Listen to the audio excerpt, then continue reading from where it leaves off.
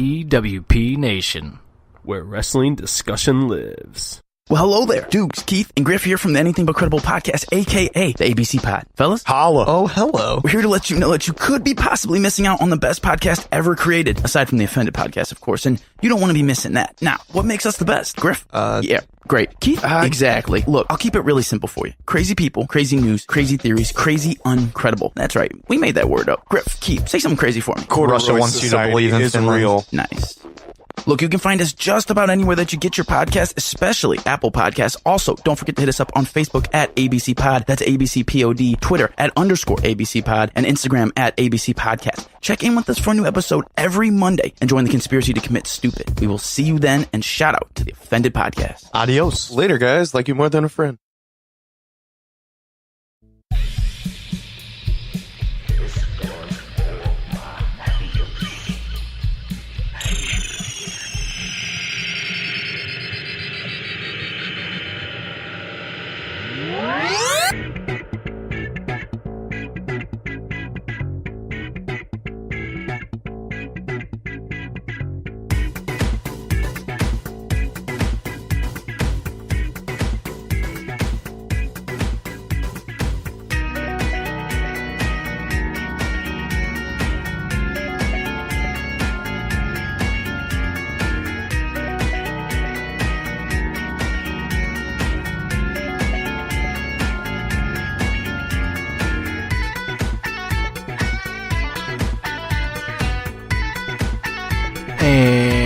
welcome to Offended, presented by PWP Nation. It's your boy Tricky alongside Cor Cor Corey. What up? And there's no Jim. Yeah, official co-pilot over here. We don't know where he's at. He's probably passed out. Yeah, so just in case he's passed out for life, though, we're going to just make this his memorial pod. So, R.I.P. Jim Stout. This is actually not the first time this has happened. Rest in peace. Yeah. One time we convinced, I'd say it had to have been a good 50 people or so back in high school that one of our friends was dead. Because we hadn't seen him for a couple days, and that was when no one took Facebook seriously. Well, all right, so this was probably the tipping point for Facebook, I would say. Yeah. Because it was about 2009. I think we were juniors in high school, so Facebook was still fairly new at the time. So we all just thought it would be funny as an inside joke to make a status about one of our friends and say R.I.P., and we had no idea the scope of Facebook at the time and how fucking seriously people took it. So, 12 of us tweeted RIP, and there was some really kind of a little too detailed RIPs in there. Some did maybe go a bit too far, but yeah, we had half the city thinking our friend was dead for a minute. Yeah, it's so fucked up.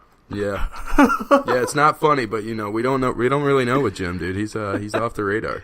Yeah. Well, the interesting thing, you brought up, he hasn't checked his Snapchat, which that's his main go-to. That's how you know. And so.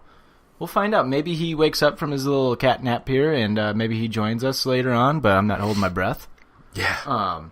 So let's switch things up here. We're going to try to hold off Songs of the Week if Jim comes on. So that's going to happen a little later. But let's start the show off with that over-under game we played a couple weeks ago. Me and you were going to play it. So since it's just me and you... Yeah, how do we do this? I'm going to give you, 2 cards, right? Uh-huh. So, say, if I'm answering... So, if I give you the card, you're going to read off the question to me. Right. And then I give you an answer.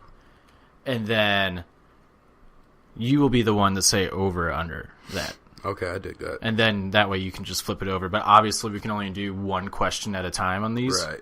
So, with that being said, I'm going to give you, a few of them. And we'll do ask 5 each like last time, I guess. Yeah, fucks with that. Give you a fucking pile. All right, you want me to go? You want me to ask you first? Yeah, hit it. I'm just rounding up my songs here, so we're good. All right, first question: how tall was Winston Churchill in feet and inches? See, now, I don't know if this was a question because he was real tall Or real short. Or perhaps just average as fuck. I have no idea. I gotta remember not to look at the back. I'm gonna venture to say, if it's a question about his height, it's probably in relevance to how high. So I'm gonna say 6'4". 6'4". 6'4". I'm gonna go under. The answer 5'6". Oh, fucking A. It was low. God damn it. Woo! See, now, if you said, like, Napoleon, it's not like Churchill has a complex named after him, you know? Right. The Napoleon complex. Right. Fuck. Right. Okay. Let's see here. Nothing. Nobody got the things right last time, too, right? Or did you get it on the last one? Like when we asked the question. What do you mean, like spot the on? over-unders are always got it right. Like, Yeah, I don't think anybody... I had one that I was... It was like a something in the millions, and I was like a fucking 0.1, you know, so like 100,000 off, but whatever. I still won. You know what? These are all pretty fucked, to be honest with you, so we're gonna say... The Kármán line represents the boundary between Earth and space. How many miles above sea level is what that? The fuck? Well, the other one had to do with an emperor in, I guess you would call that feudal Japan. Yeah. Because it's just a sometime with an emperor. And then the other one had to do with grams of fat and bacon. Dude, so I have no idea. 300,000 Well, you miles. have no idea. I have no fucking idea. 300,000 miles. See, I don't even know. I'm just going to say under. Because fuck it.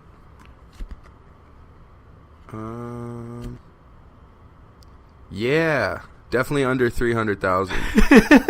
Yeah, 62 miles to be exact, yeah. Well, I guess that's just between what? I guess, the yeah. lowest atmosphere in space, essentially. I don't know. I don't know how that fucking shit works. But we're tied, so that's all that matters there. Fucking whatever. Fuck space. Yeah. All right. Let's see. How many slices of pizza are eaten by the average American in a year? Slices, not whole pies? Yeah, just slices. Slices. That's a fuck. See, that's a fucking East Coast question, too. Because they're probably going triangle slices. We get squares. Yeah. Unless you order from Alicia's Pizza, like how I did last week. Yeah. I sent you that Did Snapchat. you request that? No. Did they do that? Yeah. It was so like... They definitely wanted to fuck with you, dude. Dude, that were was amazing. like, I figured baked. you like knew somebody up there and told them to do that. No, I had no idea. I just went and picked How it up. was and it? I was, like, I've always wondered what it'd be like. It was to so eat good, a but it was thin just crust like with triangles, though. It was good, but like some slices were like really thin, and some were just like massive, like a Right. Sbarro slice. Yeah, see, either I think they thought they were fucking with somebody else, or they were just fucking with you anyways. Or they were just really high, or it's like some that- guy's like first day on the Wait job. a minute. Was that Alicia's or Cecil's? Alicia's. Okay. Down Gravely? Mm-hmm. Okay. I was going to say, I know some fellas at the Cecil's over there. They could have just very well been high. Alright, well, we're still on that one, because I've been delaying. Fucking A, dude. I will say, I don't know, 200, it's 365 days in a year. Slice a day. Maybe. Say, maybe, you know, but not, people probably have 52. I'm going to say 114.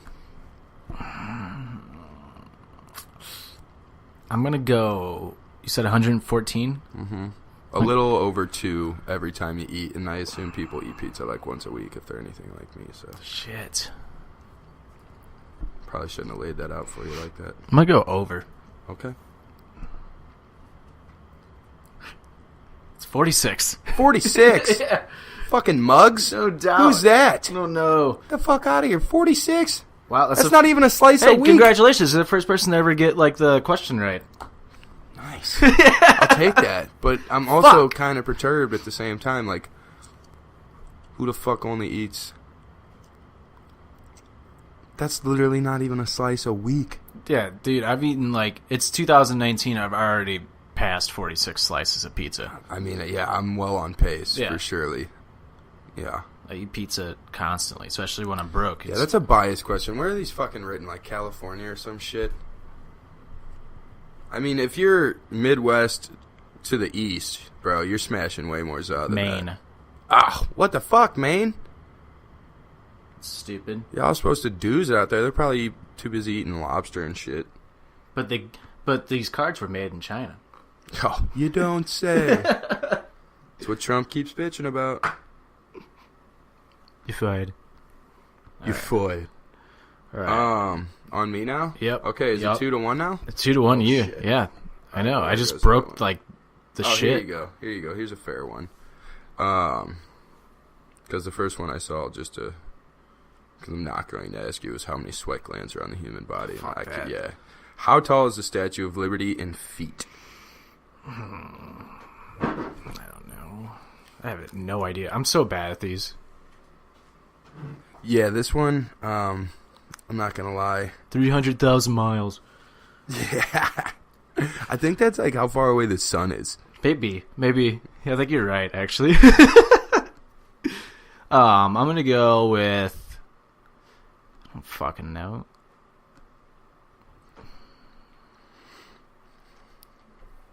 Statue of Liberty.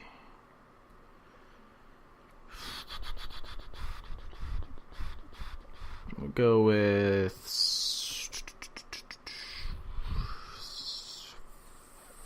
5,000 feet. 5,000 fucking feet? Are you joking? Is that small? Is that really tall? Holy shit. Yeah, I'm definitely going to go under, and I'm going to take the lead here. 5,000 feet? That might be like the fucking highest point on the planet. I don't even think Everest is 5,000 feet tall. Really? I don't think, man. Dude, that's like a mile's what? My math is totally A mile's off right like now. 2,000 feet or some shit? I don't even know. A mile's like 1,280 or some shit. I don't know. But Let me get a redo. 700 feet. you motherfucker. You motherfucker.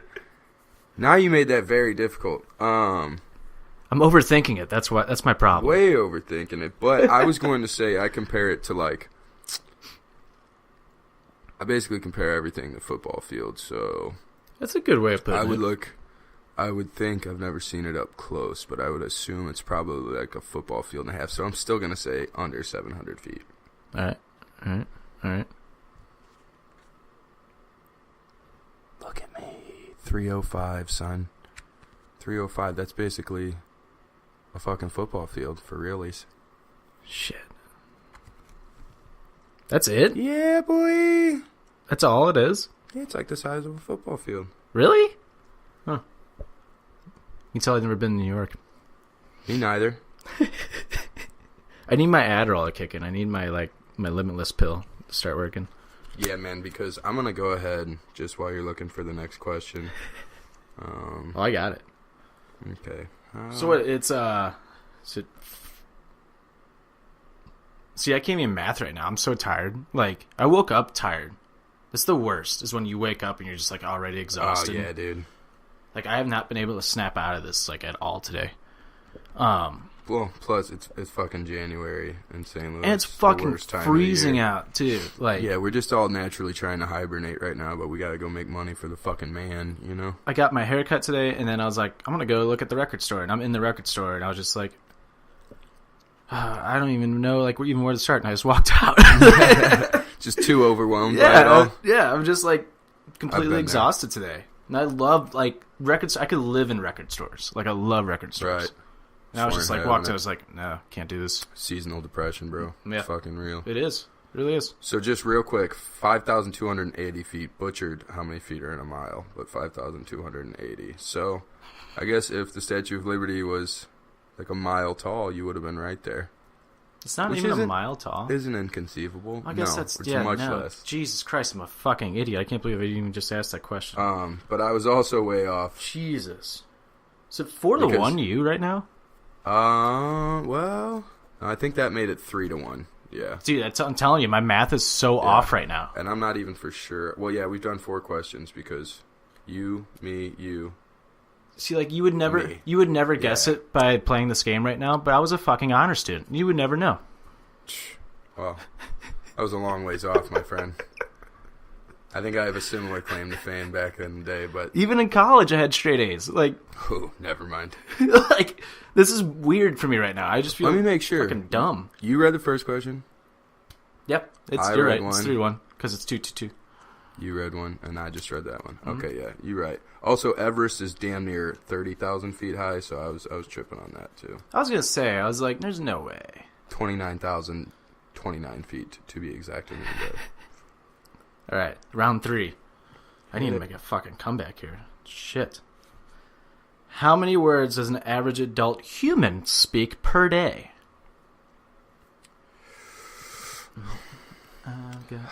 How many words does an average human speak per day? Mm-hmm. Fuck me. That's tough. I'm going to guess. It's a lot. Yeah. I mean, I probably say like a fucking million a day.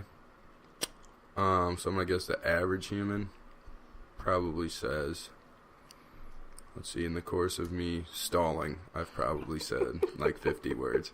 So isn't that crazy to think about? Like how fast we can type, but if we could just speak, like if we could just have like a system. I know that's out there, but it doesn't work that good. But if there was like a talk fucking text stuff's dick, bro. Yeah, it does. Yeah. And like I got it to like write screenplays just because I think it could be like a lot faster. I could write like 10 screenplays per week if like I had like a legit software I could use. And now they I need just to procrastinate. develop that. They do for sure. I mean, they probably have it. It's just not accessible to us. So, anyways, long story short, I'm gonna say 5,000. Now, I'm gonna say 20,000 words a day. I'm gonna go over. Okay. Motherfucker. 4,800. Oh, 5,000. I was fucking close. Let's see. Well, that would make sense because I'd probably say like 20,000 words a day, so that would make sense for the app. Actually, that surprises me, man. I'm smoking you, son. That actually really fucking surprises me. All right, whatever. Next. I think we know who won this game. That's right. The record still stands, so Jim still hasn't won a game. Yeah, Jim, he's completely shut up. Defeated always. Ooh, here's a fun one for you. All right. Approximately how many people attended the Woodstock Festival in 1969? Go with 100,000 people. I am going to say over. That doesn't feel totally right, though. 400,000. God, damn. I'm smashing. That's a shitload of people. Yeah, man. It's not revered as the biggest fucking rock concert for nothing. That's true. I'm going by like today's standards. You can't even do that anymore. Think of back then. Yeah, no way. Because it's so everybody could just show up. Was there even tickets? Or did people just show up? I think it was just kind of put together. Yeah. Good for them. So it's my turn to ask you a question, I guess. Mm-hmm. In what year was the first Tyrannosaurus Rex skeleton discovered? First of all, dinosaurs are fake. Watch your fucking mouth. It's just a narrative pushed by Hollywood so they could sell fucking Jurassic Park movies. Fucking works on me. And so they can say that's where quote-unquote fossil fuel comes from. Suck a dick. Anyways, I'm going to say, what year was it discovered? Yes. I don't think they discovered the first one until like the early 1900s. Maybe mid-1800s. So I'm going to say it was probably displayed at the first World's Fair or some shit. I'm going to say 18... Nope. I'm going to say 1900. Fuck it, 1900 flat. 1900 flat? I'm going to say under. Damn! 1902. Ooh. Shit. Goddamn, look at me. They probably had it at the St. Louis World's Fair. Probably. That's your ass. What is that, 6-1, Todd? Holy motherfuck, brother. 6-1, Todd. Need to fucking chode. Alright, what's next? Are we going to call this? No, I guess I might as well round it out. I don't give out. This is only we have one more round after this too. Okay. See, I don't quit. I dig it. Sometimes, it's smarter to throw in the towel, but that doesn't always mean you got to. No, I have heart and stupidity. There you go. You can get an educated guess on this one. Or maybe you fucking know. In what year was the Gateway Arch in St. Louis, it feels the need to add on this card, completed? 19... 1924. 1924? Yes. Definitely higher than that. Just for clarification. 1976. 67.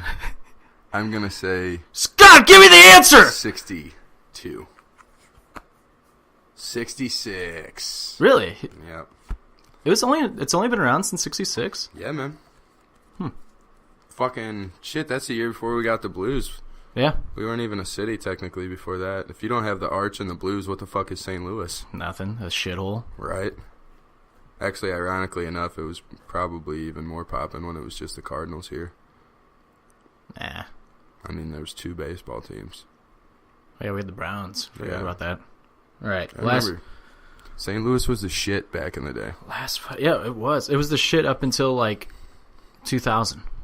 Yeah, a little bit more than that, actually. I was just talking with my pops about this today, because we're like an infrastructure that is centered on incompetence. Oh, yeah. You know? Like Highway 270, perfect example. Highway 44 currently. It's like, no way the city of St. Louis, with how many people we've fucking lost in the last 2 decades, should ever even have traffic. But they don't care to fucking update anything ever. They don't. But that all goes back to, fun fact, when we were offered the contract to have the first nationwide railroad. The Union Station? Yeah, essentially. But then they took it out to Chicago because we wanted, our politicians at the time said that boats on the Mississippi and barges were still the way of the future. So, yeah, that's where it all stems from. And that was a history lesson with Corey. Yep. Yep. All right, last round. Let's get this fucking thing over with. Fuck me? you. You asking? In what year was the comic strip Peanuts first published? 1927. I'm going to say over. Okay. 1950. Oh, woo! I got one! Yes. That's double points. All right. Okay. All right. Is that it? I got one more, right? Yep. Ooh, this is fun. What percentage of the U.S. population was born on Leap Day? Percentage of the U.S. population is born on Leap Day? 5%. I'm going to say lower. Way fucking lower. Probably 2. Nice. Way fucking lower it is, folks. 0.274. 0.2. Damn. Yeah, I guess, told you, Mom, I'm just off with math today. It's alright, man. It's cool. Today. And that was cool. Over, under. Alright. Yeah! Whatever. Don't forget to remind me to put that in my official notebook under the scores. I need your official notebook so I can get your songs from, the last, 3 times. That's true. That's true. Yeah. Alright, I got an over, under question for you, Corey. What... Over, under, Jim's dead? 100% dead. In what year did The Rock win his first WWE championship in the good old state of St. Louis, or good old city of St. Louis, Missouri? 1997. Close. 1998. Oh! And I was there. And that was cool. How old were you? What, 6? I was 7. 7. Yeah, I'm a year older. That's right. Yeah. So, yeah. Fucking old ass. I know. It sucks. I'll be 30 in 2 years. 2.5. 2.5. Whatever. Fuck you. Well, 2.5 for me. So, I'm just saying. Oh, no. 3.5.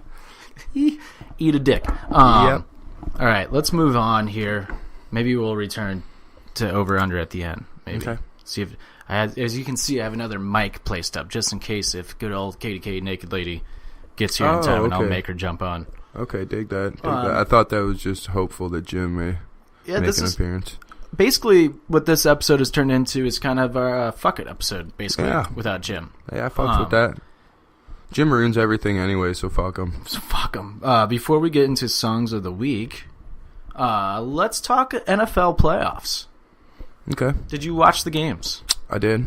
Would you? Okay. Before we talk Rams and Saints, because obviously that's the talk of everybody's mind, is Tom Brady the greatest quarterback of all time? He's certainly the fucking most assisted quarterback of all time via refs and other scandals.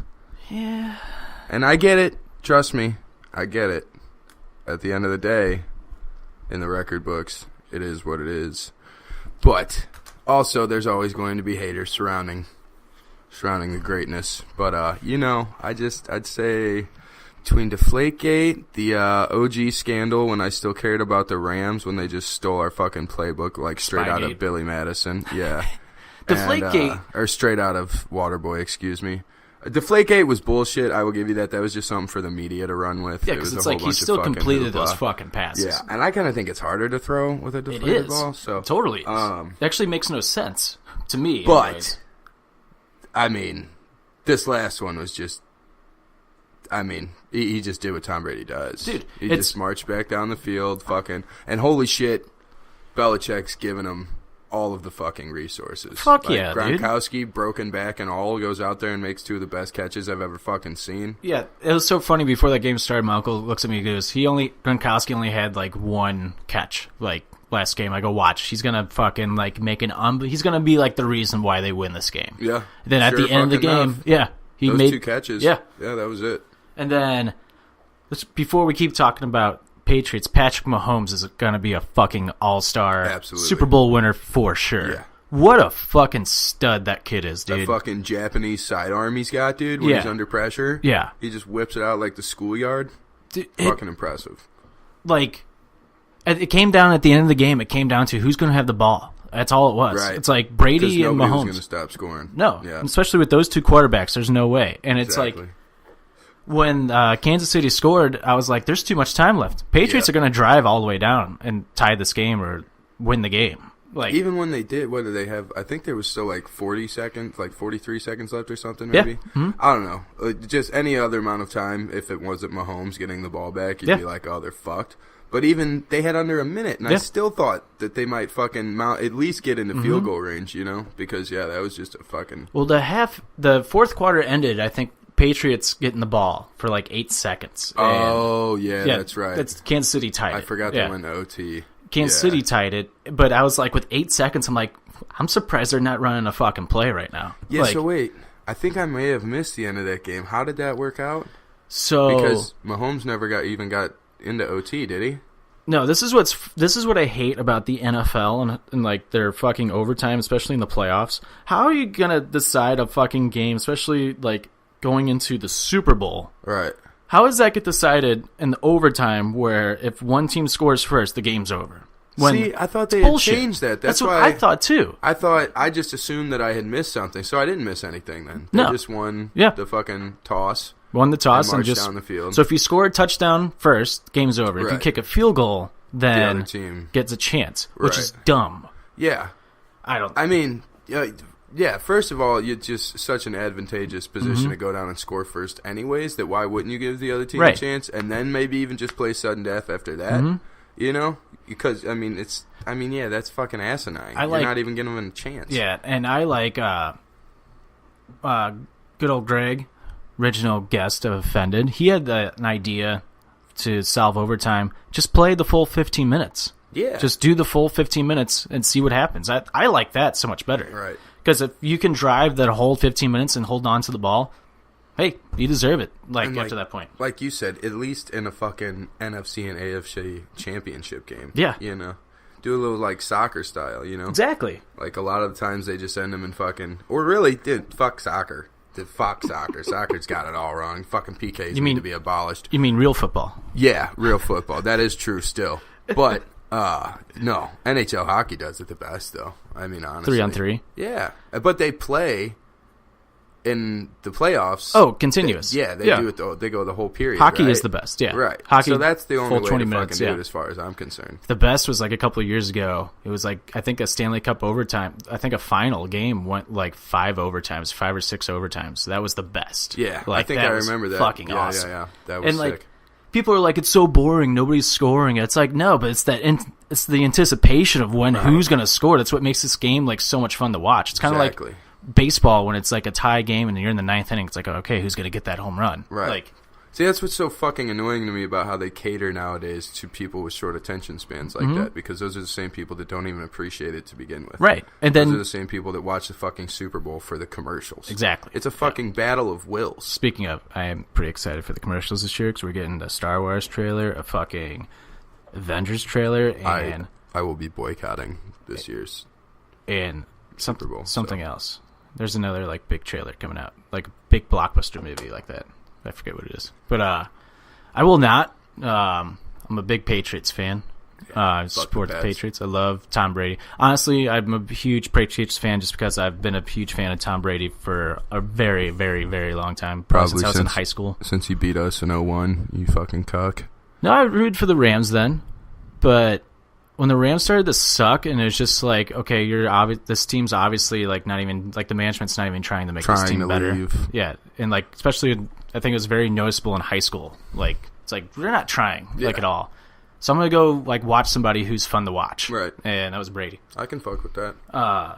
Yeah, but I don't know, rooting for them. But yeah, just the playoffs. They should just go back and forth. I mean, for a full 15 minutes. Can you imagine how exciting that would be? Like. The fourth quarter of the Patriots game and the Saints game was incredible. And that's what you would basically get another fourth quarter. Right. Yeah, and I'd be all about it. And if it's another tie, you play another 10 minutes because I know the players are probably going to fucking start getting hurt. Right. But, I mean, that's my other theory, too. You fucking keep, like I always say the NHL should do, you just keep, please. I always say that they should just keep, especially in soccer, I think this idea would work best. You just continuously, after a certain incremented amount of time, you just take one player off the field from each side. Because talk about a fucking battle of wills. Imagine if you had a goddamn 8-on-8, 7-on-7, full field fucking NFL game. Yeah. Then it just turns into like flag football, and whoever's still got the endurance, a.k.a. the willpower, is scoring that fucking tutty. Yeah. You know? I have an idea for... Were you on the pod when Jim and I were talking about overtime during the regular season of the NFL and how to fix it instead of ending in ties?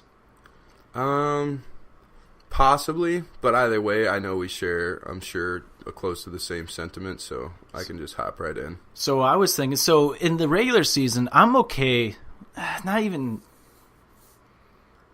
I was kind of okay with, like, if you score first game's over, it's because it's the regular season, but then I start to realize it's like, no, that's still not fair because it could fucking screw over somebody's record towards the end of the year. So I like the idea of playing a full 15-minute quarter. If it's still tied, you go to, like, a field goal off, where you go, just in the regular season, not in the playoffs, but you start from, like, the 20, each team kicks it, they make it, then you scoot back. You scoot back 10 yards. You keep scooting back 10 yards until one person misses. Okay, now I fuck with that. But what if we take that even a step further, make it exactly like real football, and fuck the kicker? You just got to take your 5 best guys and have them have a kick, like your 5 best field players that never kick a fucking football. And just try so that. You got to like keep one other guy on your team, like bring him in. You know what I'm saying? Yeah. It'd be like if you brought the kicker in like as a receiver almost type of situation, but you just like you kick like 5 extra points with the 5 and you just pick 5 dudes off each team. That'd be fun. I mean, you can pick who you want. Yeah. You know what I'm saying? I just think because I mean, let's be honest, so you're going to do the kicker thing, but then you're going to get to a point where so many games they all hit it until like the 50-yard line and then they're going to be like, "Okay, well, let's just start at the 50-yard line." But if you just got like one dude from each fucking slot, you got to have like an O lineman kick a fucking extra point. Right. That'd be pretty fucking entertaining. Right. And it's just like, I just can't believe that we're in fucking 2019 and the NFL's like overtime is still fucked up to the point it's just like, it's such an easy fix. It is entirely an easy fucking fix that everybody wants. Like, everybody wants. And I don't understand why the NFL doesn't do this anyways, because it'll make them more money in advertisements and like the game goes on longer. Yeah. Like, why would they not want that? Exactly. Like why they haven't gotten rid of the opening kickoff yet, you know? Right, yeah. I don't know. They keep saying it's pointless, but it's a perfect transition to start the game, watch one fucking play, and go directly into a commercial. Right, you know? yeah. So, I could see it. Just do what the XFL did, where they just race each other down the field, and everybody got dislocated shoulders and concussions from it. Oh, the dodgeball scenario? Yeah, or they place a ball in the center of the field, and they just race towards it. Right. Jesus Christ. Yeah, I could for surely fucks with some of that. God, it got to the point, I think there was at least 2 or 3 injuries, I think, every game after that play. I think it made it, I don't know if, did it last the entire season, or did they take it away like midway through the season? I don't even remember. Because so many people got hurt. Yeah, I think they did. Until the fucking end, because they were just going to ride that shit out. Well, anyway, all right. Here's what I see happening, though, just real quick. If football is going to survive the onslaught of CT and everything else, which it always will, just like all professional sports always will, because all professional sports are essentially derived from poverty in the first place. Because that's how you have to go through that much fucking shit to become that good of an athlete, you know what I'm saying? That's obviously a generalization, but as long as there's poverty in this country, I can guarantee you there will be a fucking National Football League. But other than that, I think that they're eventually going to get just like little fucking exoskeletons. You know how like Fox shows the robots playing football? Yeah. I bet you that's what the fuck it turns into.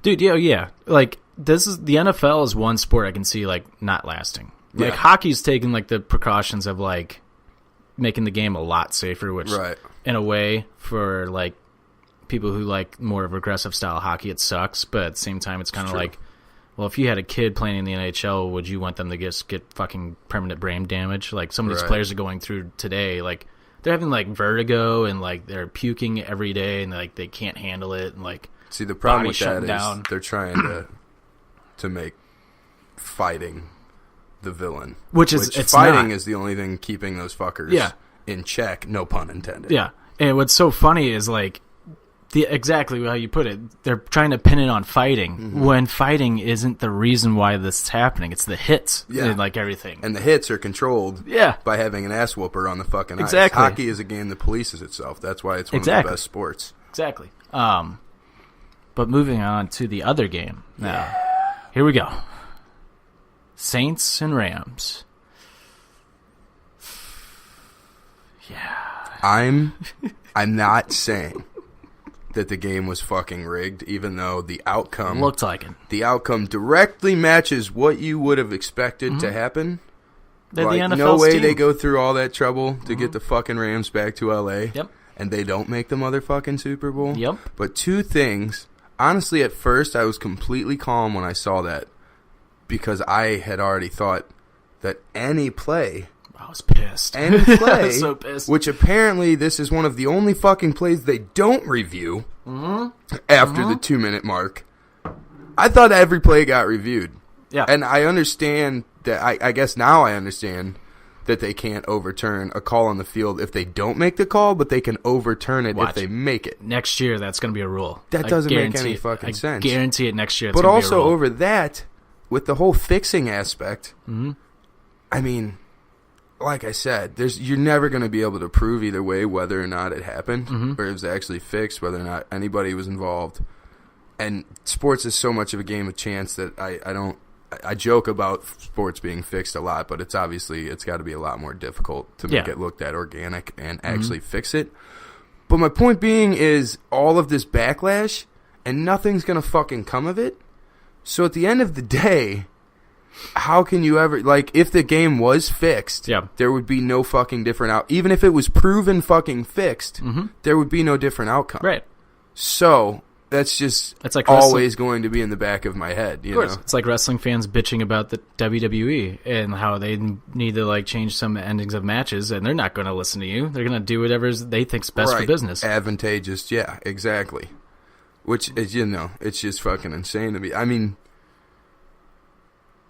like, the guy doesn't just fucking do pass interference. Dude, he drills him. He fucking flips him. Yeah, dude. Essentially. It was not only pass interference, oh my god, ass mouth. Pass interference, but it was helmet-to-helmet targeting. Right. Like, that's 2 flags on the play. Honestly, when he hit him like that, I figured it was because he thought that he was already going to get called for pass interference, so he figured, fuck it, and he just drilled him. And then they just kept fucking going about the game. Blew my mind, dude. So if you Blew my mind.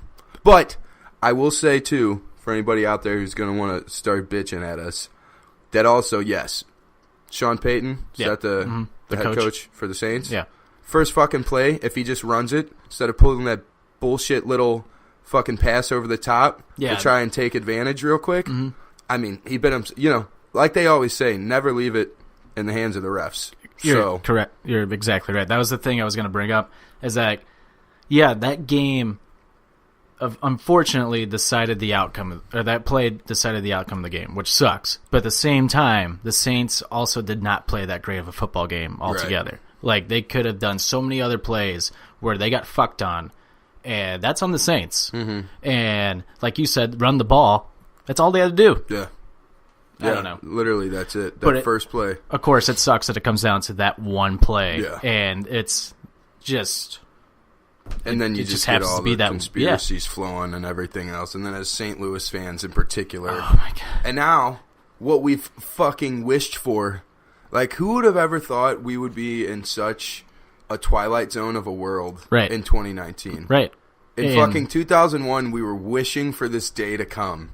And now I couldn't be more sick to my stomach that the fucking new and returned Los Angeles Rams are going to be trying to defend what's left of St. Louis's honor for what happened in 2002. I will say this. This is the only thing I will say, kind of defending the Rams in a way. Not really, because I will not support Stan Kroenke. I am rooting for the Patriots. But I saw this Facebook status, and the guy was like, who am I rooting for in the Super Bowl? I'm obviously rooting for the Rams because, in a way, the Rams kind of got fucked over and they were taken away from LA, and we borrowed that team for 15 years, and we were lucky enough to see a Super Bowl and have that, which they'd never seen, and we gave it back to them, basically, is the way that he's looking at it. Like, that's a cool way of putting it. But at the same time, St. Louis still got fucked over again. So, I like that outlook on it. I like that optimistic, outlook on it. And not having everything just be so fucking negative. Right. But I really like that. I really like that look. But at the same time, not supporting Stan Kroenke. I dig that. Straight up. And also, if you've ever been to LA, you understand that the only time that is because, I mean, again, I really need to get on that ABC podcast with all these fucking conspiracy theories. Yeah. But yeah. This one is just like the reason that we were able to, quote unquote, borrow the Rams is because marketing wasn't nearly as pervasive in our society even 15 years ago. Mm-hmm. And you'll see once this shit dies down, they've already ran through the motions. History repeats itself. Oh, yeah. Both LA teams, when they're doing shitty, will have zero fucking fans because the running joke has always been, who the fuck wants to go to a football game in LA? Yeah. There's everything else literally in the world to do. You can sit outside on a fucking corner in LA and you'll have more fun than you would in St. Louis for 6 months out of the year. For sure. So we're a football town. Yeah. Like, LA had their chance. They fucking lost them. We didn't lose our chance. The team was ripped from us. Yeah. When the old owner passed away, that team went to shit after that. Right. Dude, it was literally, I always say it, I sound like a broken record, but it was the exact fucking plot from the movie Major League with Charlie Sheen. Yeah, totally Owner dies. New little cunt comes in, wants to fucking change everything, tries to tank the team intentionally. That's totally true. Make the city lose interest. It's totally true. I mean, it was just so blatantly obvious that it was even that much more disrespectful. Did you see the video Barstool posted of, it's like the reaction inside an LA bar when they won? It was just like, whoa. Like, that's it. Nobody cared. And of course, dude, I got all this this backlash. I posted that in a fucking group chat I'm in. And, like, I'd say, honestly, I would hope that it's a quarter of the Rams fans that are still fans from St. Louis in this one Snapchat with, like, 20 kids. Because, like, a quarter of that group chat is still Rams fans. And even that fucking baffles me. But I understand it from a psychological perspective. At the same point, I've never been a big NFL fan. And when I saw the writing on the walls for the Rams leaving, I think I've talked about this before too, but I'm a sport management major. And for one of my final projects, 2 years before the Rams left, I gave a speech on why they were going to leave, so. If I didn't have fantasy football, I would not give two fucks about football. Yep. Plain and simple. Yeah, I think that's how I've been able to stay out of it. And I think, I fucking think that the majority of the United States in general I think if fantasy football didn't exist, I don't think anybody would really care that much about football. That was genius. Yeah. Yeah. That saved the game. Yeah. Baseball, too, really, to be honest with you. I mean, baseball is always going to be, just intertwined a little bit more. But I just think that during the slow times, it just kind of helps to keep progressing, because people have something at stake. Baseball's in this weird spot right now, and it's kind of like in a rebuilding stage for the sport, I feel like, because if you look at every other sport, and baseball's ratings have declined very badly in the last few years. They're almost below hockey now for the United States, and that's bad. Right. And you look around at all these other sports, every sport has that one big name that's attached to the sport. True. Baseball doesn't really have, I guess you could say, a Harper, but even still, it's nothing that permeates. Yeah, nothing through, that sticks out. Country. The NFL, Tom Brady. The NHL, Sidney Crosby, Alexander Ovechkin. And now McDavid. You have 3. Right. The NFL, I said Brady, but you can even say Aaron Rodgers, or even now Patrick fucking Mahomes. I mean, the NFL has done a phenomenal job of creating individual superstars. Yeah. That's a fact. Soccer has Ronaldo, basketball, LeBron, and then there's baseball, and it's it could have been Pujols, but then he left, and I think that ruined the legacy a little bit. That's true. See, and now I'm going to sound like a super fucking pretentious dickhead American, but as all of you out there know, I could give a fuck what you think. But I think another thing that ties directly into that is you just mentioned with soccer, though. Mm-hmm. It's the same reason soccer's not big over here. It's the same reason that the NHL and the MLB are declining at such a rate, especially the MLB, because the MLB was literally created during a time to distract you. The NHL's going up, though. Right. And that's because what I think is happening, the NHL is figuring out more how to adapt their game and even stoppages of play and shit with advertising. Yep. And you see it basically it all hinges on people's attention spans decreasing. Yep. The NFL is going to be number 1 forever from here on out because plays only last 30 fucking seconds tops. You know what I'm saying? And then they can go straight to a commercial. They can put a little commercial in the corner. People look away, and then they look back at the game. They don't get fucking bored. Soccer, never going to be big over here because you got to play 2 45-minute halves. Yeah.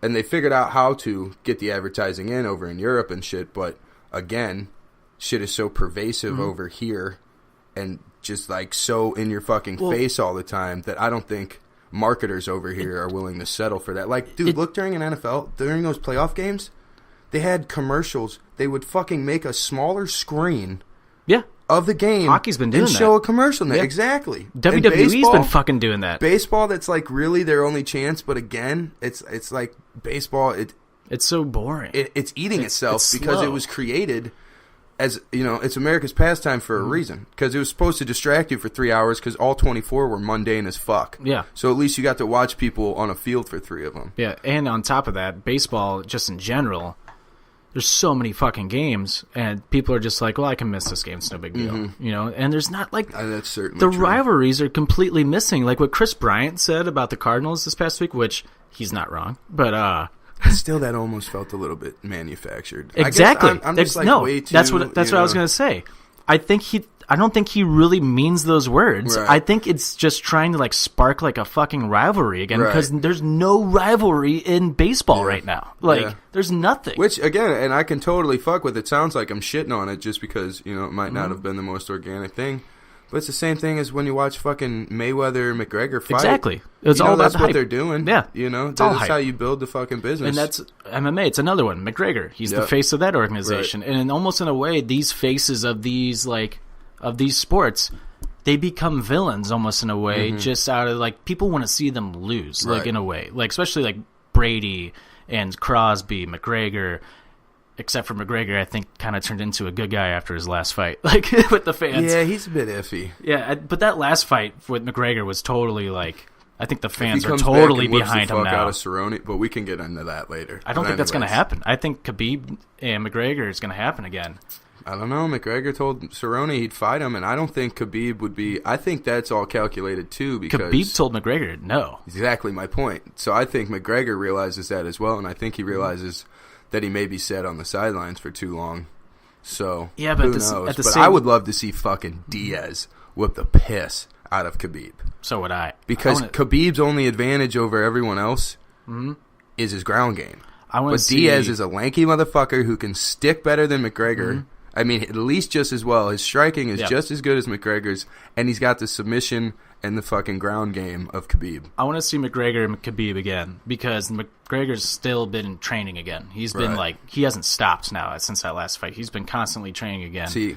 And if you watch that fight, just like the Mayweather fight, man, if McGregor can work on his fucking cardio and get his cardio back to where it was, he may have won that fight because he rocks fucking Khabib in that third round. Khabib was wobbly. Well, dude, even when he tapped, you could tell it was more just out of exhaustion. Oh, yeah. You know, he didn't even have his fucking neck. And I've been in that exact same position, just in a fucking street fight with somebody who doesn't know what they're doing. Yep. And that shit hurts like a motherfucker when they got your chin like that. I can totally dig it. But if you're have the mental fortitude of a fighter of that caliber, then he for sure could have probably slipped out of that. I think he was just exhausted. But it was what I said before the fight, why I thought I never wanted to put the energy out there. But I was a little bit worried because he wasn't fighting from the slums anymore. No, you know what I'm saying? Khabib's fucking still living with his family in fucking Durkistan.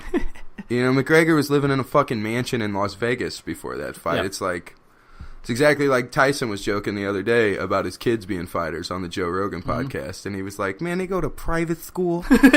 They fucking take trips to Europe. You know? He was like, what, are you going to be a fighter? You fucking crazy. But, you know, you got to come from the gutter. Mikey Tyson, my favorite beers are Bud Select and Stella Artois. I fucking love St. Louis. I fucking love St. Louis, man. Stella Artois from Belgium is probably my favorite beers. Oh, that is a good little we went off on a little tangent there. But I'll be in Vegas next. My flight is next Saturday, so I'll be in Vegas, all-inclusive party for the Super Bowl down there. Can't wait. Yeah. You better make some of those. What do they call? I always forget what they call them, but the little funny side bets. Oh my God, what are the side bets called? There's a name for it. Yeah, there's a whole term. I fucking forget it, dude. That's gonna drive me nuts because I know this. It does be. You know how you just have some words that you can never think of? That is fucking one of them for me. What is that? Dude, that's going to drive me fucking insane. I definitely might play some bets. I'm going to play some bets in the Super Bowl for sure. Like what? It'll be like what hoodie colors Belichick going to have on and shit like that. I can't remember the name for it at all. Oh, man, that's... You keep thinking of that. I'll add my last little ditty on just getting back from New Orleans this summer. First time ever.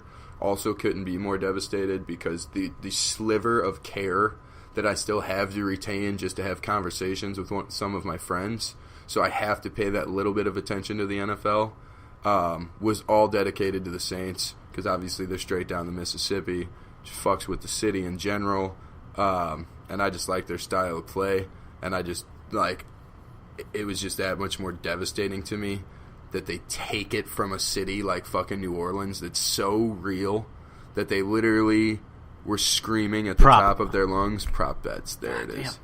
But you know what I'm saying? Like, so passionate. And after being in New Orleans and understanding what that fucking stadium was filled with, like the type of dope-ass people, it sucks so hard that it's going to such a fake fucking franchise. Right. Like, I mean, and that's the only... I think that's what hurt... Yeah. Took a lot of the sting out of the Patriots. It's because everyone fucking hates Boston, but everyone hates Boston just because they've got dynasties, dude, and they've got dynasties because they've got fans that are fucking invested. I did see a tweet. It's all a tweet the other day. It's like, dude, Boston's having such a hard time. They're due for a Super Bowl win. They haven't won a championship in like 4 months. Right. But it's fucking true, dude. I mean, perfect. First of all, they have the perfect market. Yeah. Because they're able to exploit that whole little triangular region up there in the fucking Northeast. Because, shit, did I just break something? You're good. But, you know, secondly, it's just like the fans are obviously dedicated. They obviously show out. They're fucking passionate. Yeah. So that didn't hurt, you know, like nearly as bad. But in L.A., it's exactly like you were saying with the, you know, and that was what I was bringing up that point earlier. Everyone's like, oh, well, that was at some fucking random bar in L.A., and obviously those people there didn't care, but that's not how the whole city was. It's like, okay, well, that's irrelevant. You don't because see anything, though. Right. And that's still a bar where people were watching the game, and it doesn't matter who the fuck they were. If you would have taken those cameras and went down to any bar within city limits in New Orleans, you know what you have seen? A packed fucking house. So I'm so happy you brought that up, because I got into a similar argument with that as well, and it was like, you look at all these videos, you don't see any videos of LA excited at all that they're going to the Super Bowl. You see Boston videos of people excited that the Patriots are going to the Super Bowl for the third fucking year in a row, and they're excited. Right. You see more videos of the Saints fans at bars, like going crazy, and then it's just silent. And it's like, why do you see so much of that? You even see Kansas City fans videos, and you see nothing from LA. Because nothing. You know why? That's the only fucking part of the country where they're still at the beach. Yeah. 75% of the people in LA are just now figuring out that the Rams have that LA has the Rams again. Well, and how many, and all the celebrities that live there, how many people live in LA that aren't even from LA? How many people could probably care less, you know? I mean, it's a city of transplants. But it also surprises me that the Vegas Golden Knights are doing so well. And Vegas is like, they sell out every game. Their season tickets are sold out.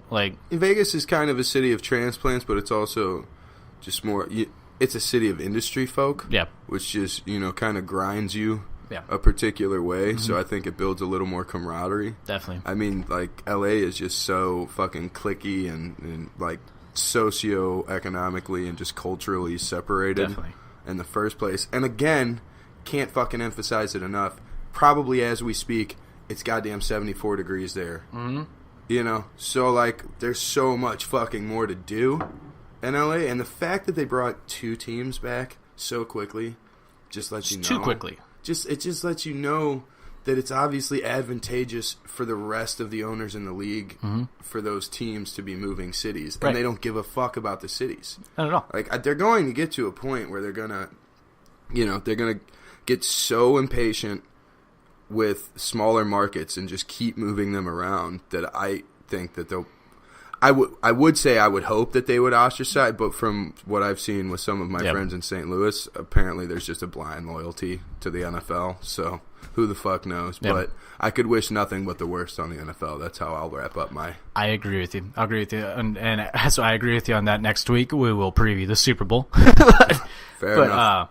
Yeah, we'll preview the Super Bowl next week. We'll talk about the game, but I just want to leave it with this and just say I don't think the Rams can keep up with the Patriots. I really don't. After watching the Rams offense, you look at Mahomes, and Mahomes kept up with Brady. I don't think Goff can keep up with Brady. Right. I don't think so at all. Well, they're just not battle-tested. They're not. They're not battle-tested, and, I mean, at the end of the day... We'll see. The only last point I was going to make about Brady is Belichick. Yep. Could Belichick have done that with anyone? I don't know, but could he have done it with somebody other than Brady? Think maybe. I don't know, What I'm saying is does the dynasty still somewhat stay intact if there's no Belichick?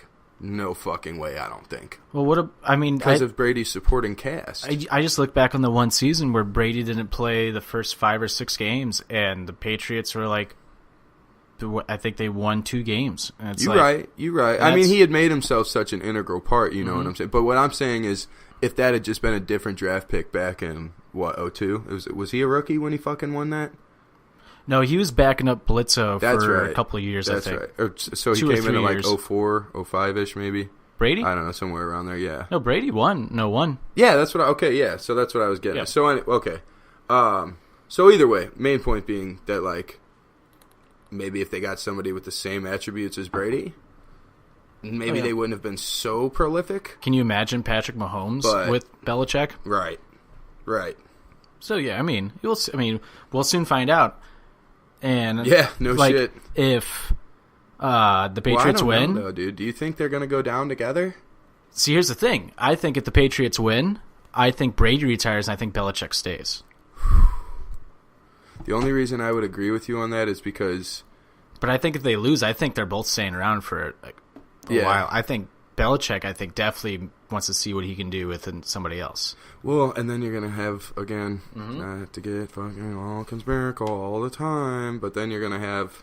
The only reason I could see the Patriots losing this is for that exact reason, because then they'll be able to keep going with this narrative of Patriots, Rams, and revive everything from... Because, dude, that's going to be the most infuriating part about the Super Bowl, is because they're going to keep going back to fucking 01-02. Yep. And they're going to keep referencing it, and then they probably will still go out of their way to not even say the St. Louis fucking Rams. Right, like right. the old L.A. Rams or some shit. It's the Rams against the New England Patriots. Right. They'll kind of cut it out like that. All right, well, next week we'll cover the Super Bowl a little more. We must. Let's hear a quick word from our sponsor, Kyle Fauché, and let's get into songs of the week. Dig. What's up, everybody? Kyle Fauché here to tell you about my brand new podcast, the Going Off Topic podcast, brought to you by the Anything But Credible Network. On Going Off Topic, I look at all forms of media, from different real and theoretical angles that you don't usually hear about. From movies, to TV, to music, to sports, to gaming, to anything really. You never know what the topic will be, but you're guaranteed a new angle and a different conversation about it, that's for sure. You can find Going Off Topic anywhere and everywhere that you get your podcasts. Check out our social media feeds on Facebook, Going Off Topic with Kyle Fauché, on Twitter, going_off_topic, and don't forget about anythingbutcredible.com, where you can find everything for the pod, including the written blog posts. That's right, we're carrying over the Going Off Topic blog to anythingbutcredible.com too. So check it all out there, and I'll catch you on the next topic.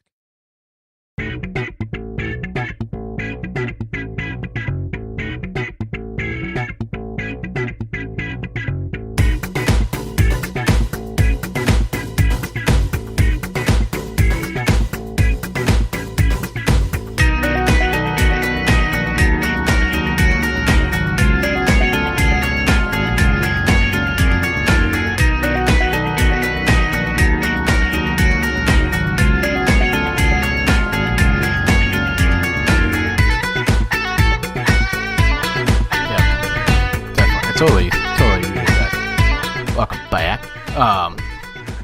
Welcome back. Welcome back. Yeah, but it's. We were just praying for Jim there during that break. Jim, hope you're not dead. Oh, seriously, let's do a quick knock on. No doubt. But for real, Jim. Feel better, man. I'm really feel bad for you, brother. Yeah, really feel bad. For I cannot everyone out there speak listening, tonight. It's driving me crazy, Corey. Oh yeah, this is the first time you've had mush mouth. Dude, I don't know what it is. I get mush mouth a lot lately. If you go back and listen to the old episodes, I don't nearly get it as much as now. Yeah, it fucking drives me crazy. Well, maybe Jim helps to balance you out a little bit, and he's obviously fucking on you. Once you get a good co-pilot, that there's a reason co-pilots exist. You know what I'm saying?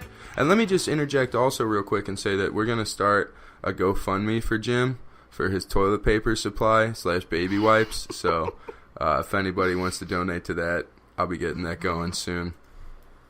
But, dude, I saw a commercial for ulcerative colitis yesterday, and it Snapchatted Jim, why are you not in this commercial? And you know what fucks with me there? What? It's the same thing that we've always talked about, and I don't know if we've ever even really talked about this on air, but it's the way it's becoming so prevalent is just leading me even more to believe that it's just this shit fucking first world diet that we've all of a sudden had pushed on us, where it's not even naturally just a fast food diet anymore, but a lot of the shit in the stores has so much unnatural fucking preservatives and ingredients in it that our bodies just weren't made. We've been fucking getting to this point right now in evolution for God knows how. I think the earliest thought as humans have been around for something like 200,000 years or some shit. Yeah. So, okay, for the last fucking 30, we've had preservatives and all this shit in our food. And now, coincidentally, all of these new fucking dietary, illnesses are coming around and shit. And even like I said, with mine's an autoimmune disease, alopecia. Yeah. But I've still kind of gotten it down to the source of being just inflammation in your body, because your immune system is fucking reacting to all of these alien, foreign chemicals in your body and in your digestive tract and shit. That just something like that. I mean, for ulcerative colitis to be again so prevalent is okay. Well, people's digestive systems are getting so fucked, but how? what's happening. You know what I'm saying? Mm-hmm. Again, rant over. Sorry, Conspiracy Corey over here. But you need to go. I really do. You do need to go on ABC. But no, but for real, therapy. Jim, feel better, man. Feel for you, brother. Like, for real. Like, it's been 2 months. Like, he hasn't been in the cockpit probably since the first week of December, and we're getting ready to hit February. Like, yeah, I mean, you know, again, I think a little bit of that maybe he's just scared to compete with the new guy, you know. So I mean, it's whatever, Jim. I see you. But on a serious note, anybody who knows me knows that the more worried I get, the more I just joke about shit. Yeah. So I am a little bit worried. We get better, James. We love you, buddy. We hope to see you in the cockpit here soon. Hopefully, even I hope you feel better. You know, I hope you feel just okay enough to even like show up for the Royal Rumble this Sunday, which is looking bleak. But oh, dude, if he doesn't show up for that, I'm gonna be pretty peeved. Are you coming over this Sunday? Fuck yeah! You better. I'm gonna be peeved if you don't show up, Corey. Did you see my? Oh yeah. How do you? Before we get in songs of the week. Before you get in songs of the week, how do you feel about your numbers? I felt great. I think I had a high 20 and like a high teen, maybe. I want to say like 28 and 19 or something like that. Let's take a look, Ski. Maybe like 26 and 19. Right. For the Women's Royal Rumble, Corey, you have number 21, which is a solid number for the women's. There we go. Men's Royal Rumble, Corey, you have... Where you at? You have number 18, which is, again, a solid pick. I have 7 for the men's. And I have number 20. No, I have number 18 for the women's. And so that's just whoever comes out during that slot, correct? Yes, and if they win the match, that's how you win the pot. Right. Gotcha. The number 27 spot is like that's the luckiest spot. That's the spot that's produced the most winners in the Royal Rumble. Okay. And so my grandma has the men's. Here. Yeah, my grandma has the men's, and Bowman has the women's. And Stoutsy has number 24 for the women's and number 22 for the men's. Stoutsy has really good numbers. Yeah, Stout, if you don't show up, you don't get your money, fucker. Fun fact, Greg, first guest on Offended, has 25 for both matches, and my dad has 30 for both matches, which is fucking weird. And it's like, if you can watch the video, you could see us. Yeah, like, it's not like, watch the video. Okay, no, Rams ref. No, dude, this was fucking weird yesterday because when we drew David Kadich, our good pal David from California, and we drew his wife right after him both times. It was fucking creepy weird. It's universe shit, man. It's weird. And there's another one, Cammy frequencies intertwining. Cammy Early. One of my buddy's mothers, she like got number 1 and number 3, like, and she's right next when it's her. So at number 3, her husband is number 2. You go to the men's, she's number 1, her son's number 2. It's like, Jesus, like, it's just weird. That is weird. Yeah, because there's absolutely no control over that. And we did it like, and it's not like we drew them in order too. So like when we pulled numbers. Like, it was random. We didn't go like 1, this is who you have. You know, we pulled numbers and names. Right. It's weird. It's just weird. I see what you're saying. But Jeff Brom, fuck you. He's the winner of the Greatest Royal Rumble from last June. Won $500. Ooh. He's got number 12 in the women's. And he's got, let's see here, where's Brom at? He's got number 5 in the men's. Which, I feel like an early number in the men's is going to be good. Because I think it all depends on where this wrestler Seth Rollins comes out at. Where I think he's winning the Royal Rumble for sure. Women's is completely up in the air. Okay, I at least like to hear that. Yeah, Seth Rollins. We have no idea what number he's coming out at, but shit, he could be number 1 in the men's. Honestly, and just last the whole time. Yep. Okay, I could see because he's kind of that guy that's like. He can wrestle like that good of a match. Like he's right. wrestled like an hour before. Like he went on an episode of Raw and wrestled for an hour and like 30 minutes. Like that's just impressive. Yeah, and so I can totally see him lasting like for a really long time. But we'll find out. It's gonna be even more fun for me because I have the blissful ignorance of everything. because I don't have too many Royal Rumbles viewings in my past, you know? So, like, whoever comes out, I'm just going to be, like, balls to the wall. Like, fuck yeah, they're going to win it all. The best, I think Stout said it last week or 2 weeks ago. The best was, we have these reaction videos from the last time we did this, and we got to upload them. But there's one, Bowman drew Kurt Angle.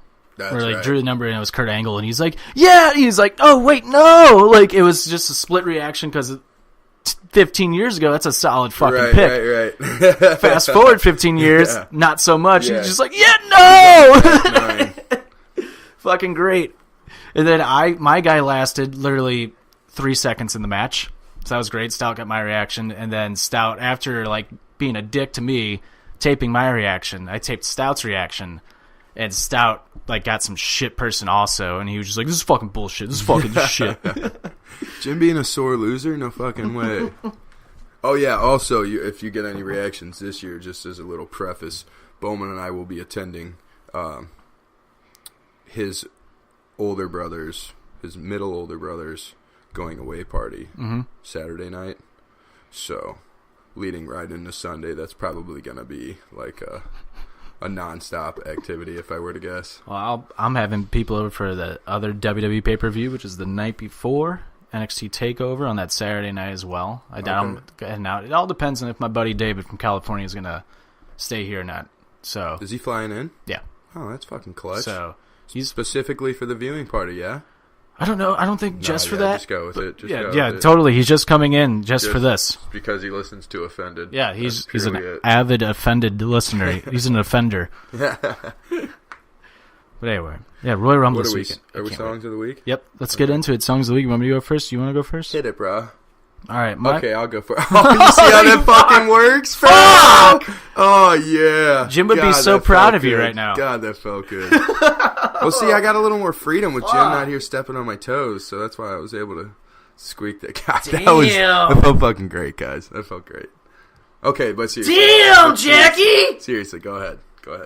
Corn dogs, Jackie! Damn, Jackie can't predict the weather. I don't trust you. Nah, hit it, bro. I swear. Right, we're good. My first song is "Dear to Me" by Electric Guest. Great song. It's just a phenomenal song. You know, I always like to say this for indie alternative songs. Windows Down. I don't know if I've heard of them, but must be an indie band. They're good. They're really good. It's one of those songs like you hear on the radio every now and then. Like I heard it in like a store the other day, and I was like really big on this song like a year ago. I'm like, what's the fucking name of the song? I know the song. Mm-hmm. That was one of those songs. Yeah. Okay. But now it's like getting played on the radio like again. Like, it's just weird. Like in the loop again. Yeah. Okay. I get fucks with that. I got a little indie artist myself, number one. Nelly? A man by the name of Gorilla Zoe, a.k.a. Gorilla Zoe. Lost. Remember that song? No, I don't. From forever ago. Like, Lost in the World. Oh, yeah. Yeah. I do. I know exactly what you're talking about, actually. Yeah. I think he also had because normally I'm just fucking lost when you talk rap music. Yeah. That one was like, we were probably 15, 16. Yeah. I think it was one of my first cars I had. I remember playing on the subs because it was just ridiculously bassy. At that same time, I think he also came out with Green Light Go, which is another phenomenal banger. Mm. Fun fact, guess who had subs when they were younger? Not you. I did, but not me. I'm not talking about me. This blew my mind. Who am I guessing? Somebody we know? Yeah, it blew my mind when I found out. So I just did not see that coming. I don't know. Katie, Naked Really? Lady. Yeah. Okay. No idea. Okay. It still blows my mind. I could see it. I can't. I could see it. She's a little wild child. She is. I mean, she doesn't wear clothes, so you know. True. It fucking makes sense. The bass probably just blew him right off. Fuck, I got some mush mouth myself. See? It's contagious. It's contagious, dude. I know. Fucking A. Jinx. Yeah, you need to see Katie out at a club. Yeah. Just tear it down. I know. I only ever get to see your snaps. I know. I've been a bit of a homebody myself as of late, though. This is like my only. This is your only get out? Yeah. Getaway? Essentially. Yeah. You know, dad life. Dad life. Coming in on the last leg here. I doubt you listened to our episode last week, but Jim and I ripped on you. I did. A little of it, but I had to skip around. Did you get to me and him ripping on you?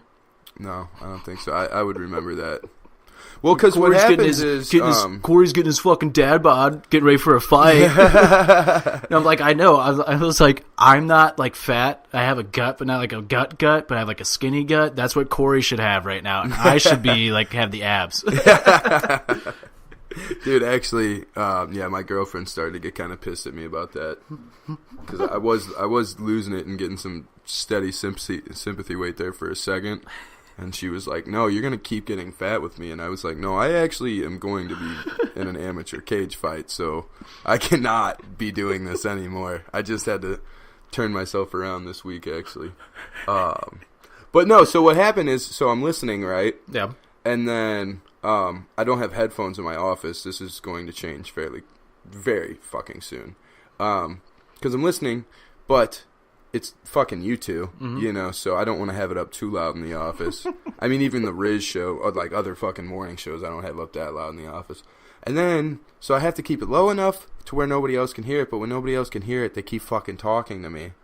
So I had it a little ways up, and then I heard like my first cuss word from Jim. I think it might have even been like the entrance, like "What up, you fucking marks" or something. Probably. And then so I turned it down, and then of course the guy keeps talking to me, so I just put it on pause, and I have yet to get back to it, but I'll be getting there. Say I shared it. You would like like probably the first like 50 minutes of the episode until we get into the wrestling talk. Well, I do like it. Obviously, I'm an avid fan and listener as well. That's why I like to participate. Yeah, because we don't talk wrestling until the hour mark, and then the rest of the show is just all wrestling. Fuck with that. Yeah. I need to knock it out. That's what I need to do too, dude. I've been reevaluating my Y membership because their fucking Wi-Fi is garbage, and I'm like, that's a pretty integral part of what I'm paying for. Yeah. Some free fucking Wi-Fi. Why don't you just go to Club Fitness or something? Don't get me started. This is a whole thing right now. The kid that I joined the fucking Y for to start training with him, I won't say training him because he may listen to this. But no, you know what? Fuck you, Toph. To start training him, I fucking join, right? I go up there. I'm going to join a family pack. This is real quick, guys. I promise.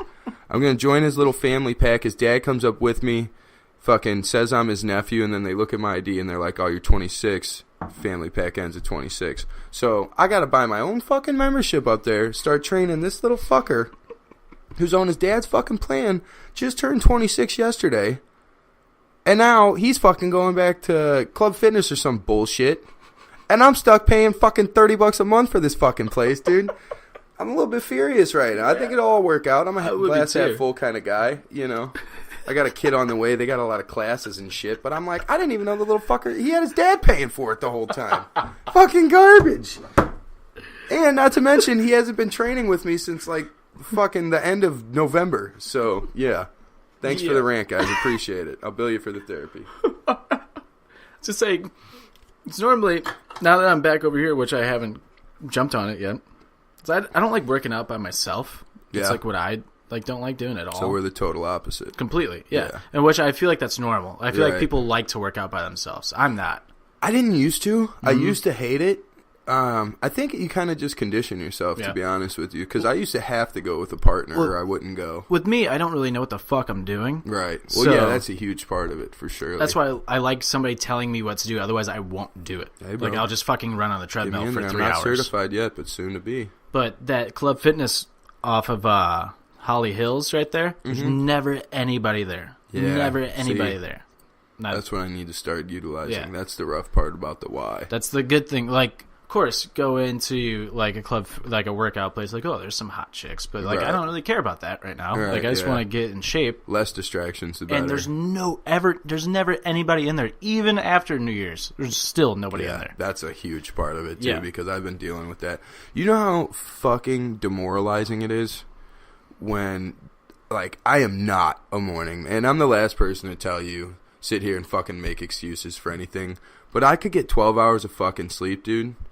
And if it's 6 a.m., I will just want to stay in bed. Like, I get it. It's all mental conditioning, blah, blah, fucking blah. Like I said, I'm the last person to make an excuse for it. But when I finally started getting up in the morning to go work out, because I had just had it with, like, the rush hour crowd and shit, and especially this time of the year with all the fucking New Year's resolution fucking cucks. But it's like so incredibly demoralizing to feel like you're being a productive person and get up at like 6:30, 6 a.m. and go to the gym and there's just as many people there as there are after work. Oh, yeah. Because there's that many functionally productive fucking people out there. Well, what was it? It's the Adam Sandler stand-up on Netflix where he's like, I'm gonna try one of those people that like get up at 4 a.m. See what they do. They're like, all right, and it's like, oh, there's their early bird, and look, it's eating a worm. Oh, is that what the term early bird gets the worm? Is that what that comes from? Like, oh, there's the school bus. Is that how my children gets picked up? And like 11 o'clock rolls around. It's like, when this fucking day gonna end? Yeah. So you get up, you eat breakfast. Go to the gym, come home, eat your second breakfast. That was a great fucking stand-up. Oh, shit, dude, we got a little sidetrack. What were you saying? That whole thing's good. Oh, yeah. No, I like that a lot. That's some good shit. That's normally what happens in Songs of the Week, though. Yeah, that's true. That's what I mean. That's what it's all about. You're right. Just little tangents here and there. Definitely. But, all right, my second song. Oh, Jesus, yeah.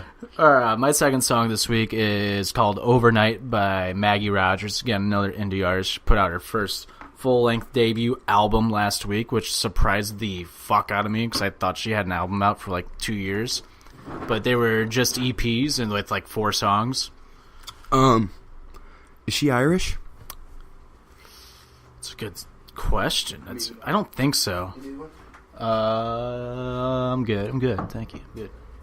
But yeah, no, like, so I've heard like most of her music like for the last like year and a half, and I thought she had an album out, and I'm on Spotify like literally a month ago looking for this album. Like, where the fuck is her album? It's all in like singles or like EPs, and then like she announced like on her Twitter, like, hey, my first debut album's coming out next week, and I'm like, oh, okay. And then what's weird is like normally when like artists put out like EPs like a year and a half ago, those songs normally aren't on the debut album because it's so long ago and everybody's already heard that.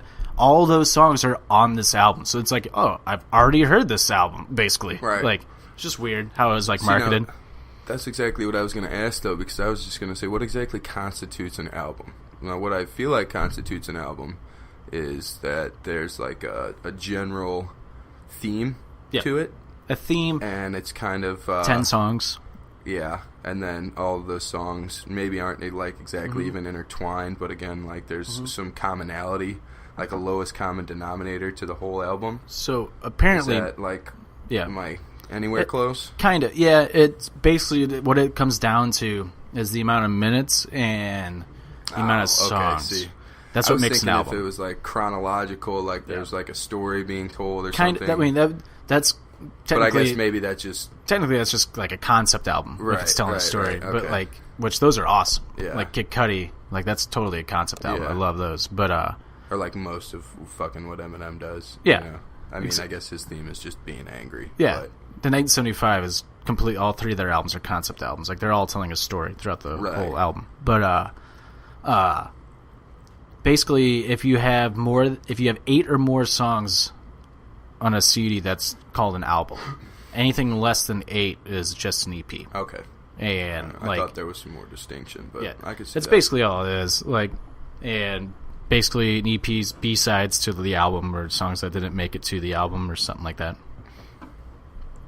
Okay. Yeah, so just a little scrappier version of it. Yeah, basically. Okay. The deep cuts.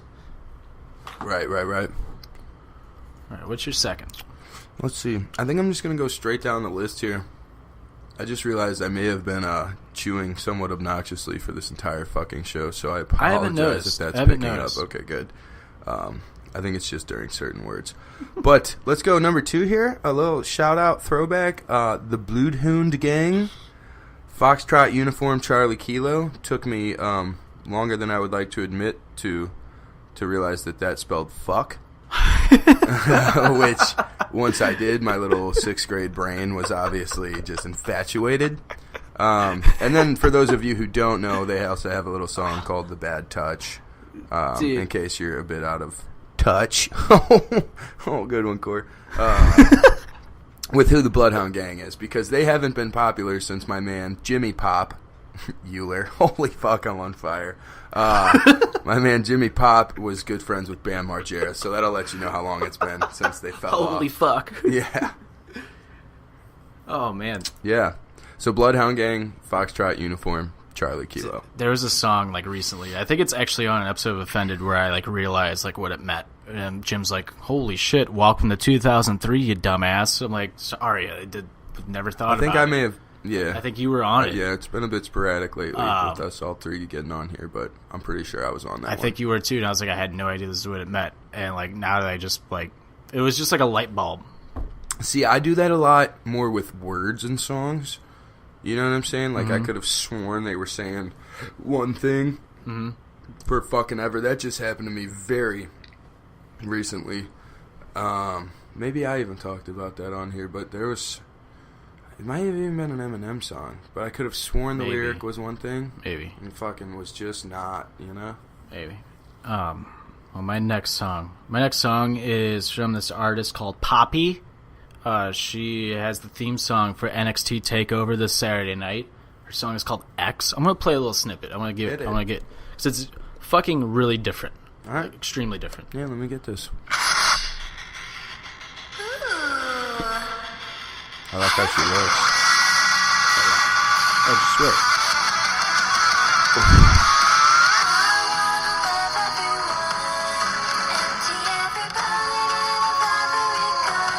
It goes in and out. Like okay, I was gonna say I see where she's going. Yeah, this nice whole album's contrast. Like this. Yeah, like it gets like it's a little poppy, and then it just goes like just grungy as fuck. Yeah, and then it's like right here.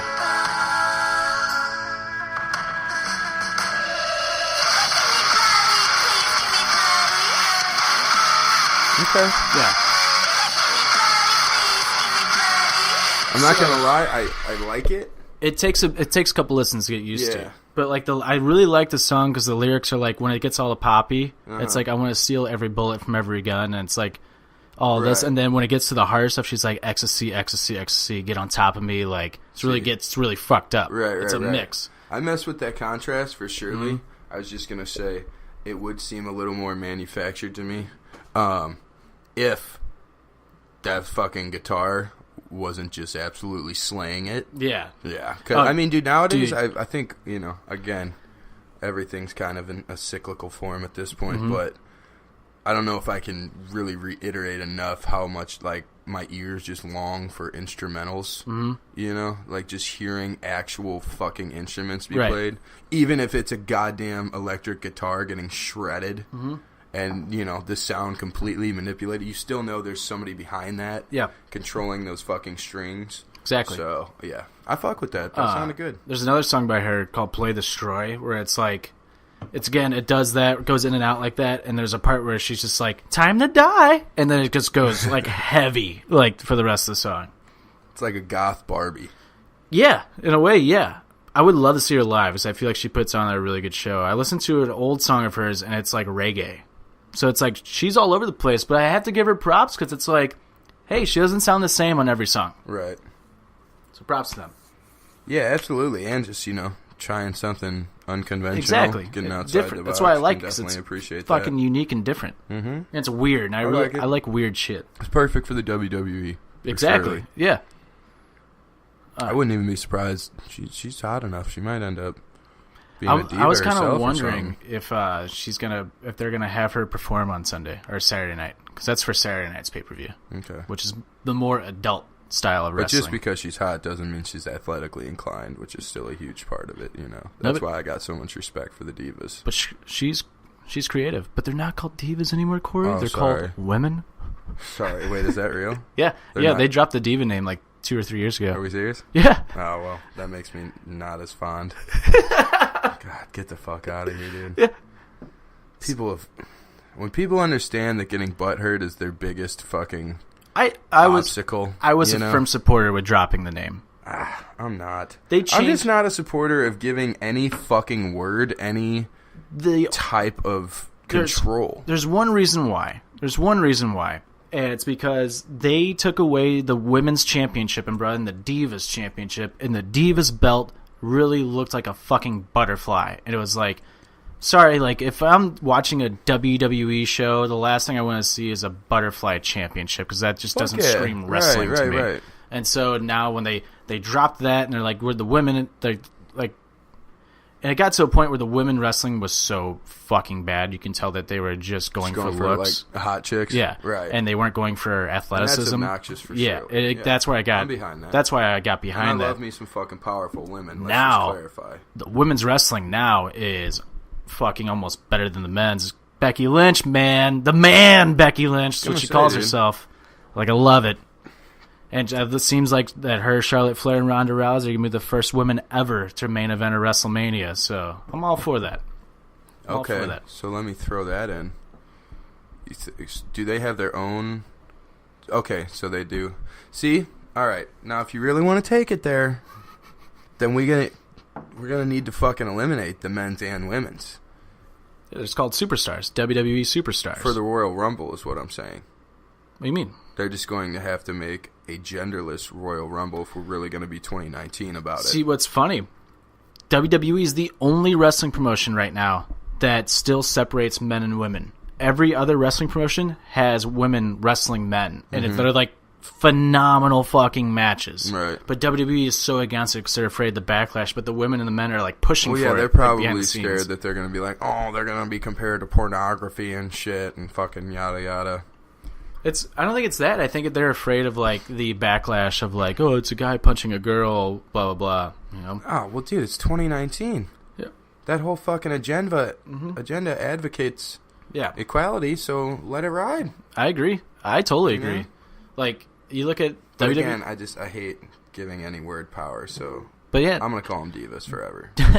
That's fine. But WWE is the only one that like still like keeps them separated. They have a rule in a mixed match. Tag team match, and guy teams with a girl. That if a girl tags in, she has to wrestle the girl. It's like, why? Just let them wrestle. It's wrestling. Like that's all. It's part of a story. If they can make it look good, then props to them. Like, yeah, and also throwing rules in like that, and what's supposed to be controlled chaos is like, well, then where's the fucking chaos? That's just control. Wrestling fans make me so angry sometimes because along with that, it's like this is professional wrestling. The job is to tell a story. This isn't real life. And like Brock Lesnar wrestled like Daniel Bryan, which I'm taller than Daniel Bryan. Like he's really short. And they're like, well, Lesnar would just eat him alive. It's like, yeah, but if they can put on a good match, you forget about that for the next 20 minutes. Yeah, fuck and he did. And now it's happening again. And this Sunday, Lesnar's wrestling Finn Balor, another guy I'm taller than. And this dude is like skinnier than Daniel Bryan. So people are like, well, how the fuck is he gonna how's it even gonna be believable? It's like just watch the match. It's gonna be entertaining as shit, bro. Ever heard of David and Goliath? Exactly. That's what they said on Raw. Stories stayed fast, That's the whole marketing thing for this match is David versus Goliath. Bingo. Yep. But yeah. Anyway, I think it's your turn. Number 3? Yes. Did you do? What was your number 3? Poppy. Song X by Poppy. Straight up blast from the past. Also could be a good WWE song. Rockstar by Nerd. Oh, NERD. Pharrell. Yeah, dude. What is that? Here, let me just pull it up y'all. Quick on the draw. Am I coming to my face or not? Gonna feel so real. Yeah. How I feel. And it's like that's it, isn't it? Nah. Yeah. Dude, they have another song I really like by them.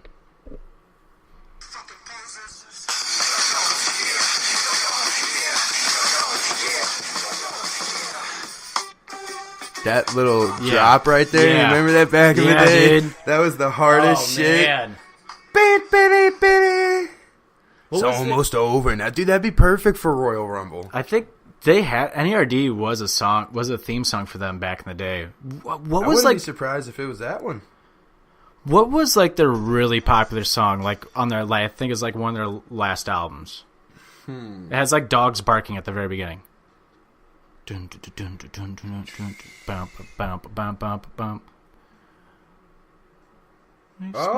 little update from Jim Stout. Everybody, he's alive. I don't know. I know what you're talking about though, because they do have another. Oh man, what's your one? And I just clicked on NERD Essentials, so we'll find it.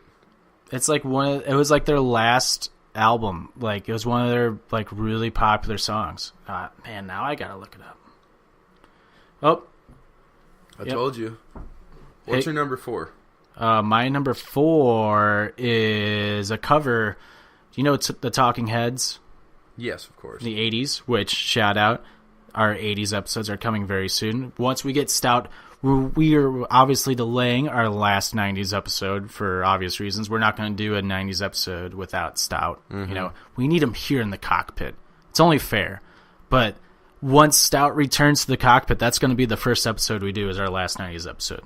Okay. So that's his return episode. But This Must Be the Place by Sure. They cover the Talking Heads. It came out last year. It's a phenomenal fucking cover. Normally, I'm not really big on covers, but they do such a great job on covering the song. It almost makes me like it better than the original. What's the cover again? I apologize. I've been trying to find this nerd. This Must Be the Place. Oh, just an animal looking for yeah. Yeah, okay. Really good. I fuck with that. Really good. They did a very good job on covering that song. Also, NERD had more hits than I thought. Oh, yeah, dude. Way more? NERD was huge in the day. Mm-hmm. I recall that, but I just looked up their Seeing Sounds album. I think it's She Wants to Move. I think that's the... Oh, that sounds familiar. What's that? What album's that from? Yep. Yeah, what's that one from? From Fly or Die. Oh, that's right. And I want to say 2003? Oh, 2004. Damn. Close. Dude, that beat to that song. Well, that dude, that music was video their was whole dope. thing. They had the fucking lyricist, Pharrell, and then I think he was like an Asian guy. Yeah. Mm-hmm. I wouldn't know. There's 3 of them. Pharrell was like the lead vocalist, and I think they had Asian one other guy and vocalist something too. Else. But yeah, fuck yeah, dude. NERD is good. I remember this is how trippy music is. I remember hearing that Rockstar song. Fuck, what was that? 08. And I was down. Jim didn't mean to freak you guys out. Yeah, he's alive, motherfucker. I put it in there. Canceled Memorial episode. Yeah, I put it in there. Still a Memorial episode. Still for future. We're not off the hook yet. But no, dude. I remember being down in Poplar Bluff when NERD was banging, and the only reason I remember being in Poplar Bluff is because my fucking uncle lived there, and the UNC boy, the big flop himself. Oh fuck, what was that guy's name? You remember the Poplar Bluff boy that played for UNC? Tyler something. Hansborough. Yeah, Hansborough. Yeah. I always say I'll give you these Tylers, and I mean Hansborough. Yeah, dude. So that's just how trippy music is. Like, the only reason I would ever remember driving through and seeing a sign that said home of Tyler Hansborough and fucking Poplar Bluff was because one of the dopest NERD songs ever was on the radio. So there's just a obligatory fucking story for no reason for you guys. Smoothly transitioning over to numero quattro, I believe. Yes. Halsey, Gasoline. Wow. What the kids refer to as a banger. Yeah. Surprised you picked that song. Oh, dude. Halsey's my chick. All right. Yeah. I fuck with her. Wow. Normally your picks are like early 2000s or 90s. Yeah, well, it kind of just Eminem. depends on if I'm listening to... I have days where I'll listen to specific playlists, you know what I'm saying? Mm-hmm. And then I'll have days where I'll just shuffle through my songs. Yeah. Today was a song shuffle kind of day. That's why I'm just all over the map. Mm-hmm. Yeah. Do you ever have days like where you just pick shit and like you're just like not in the mood like for anything and you're just like, oh, I don't care, and you just get frustrated? Especially at the gym. Yeah, dude. It kind of really annoys me how reliant I am on... Like, if I get to the gym and realize I don't have my headphones... Dude, it's the worst. I'll fucking go home and get my headphones. Dude, it's the worst feeling in the world. And that part, being that dependent on it, sucks. But I actually had this thought earlier today. Fucking this mormorning. That's where AirPods are really good, though. What's that? AirPods are great for working out. Yeah, that's true. See, but I lose my headphones enough as it is. That's the con. Right, yeah. For surely. Plus, like I always said, I think that we had this conversation before, too. Fuck having to charge my headphones. I'm not about that life. Yeah. I'll probably cave at some point, though, because they are pretty nice for running and shit.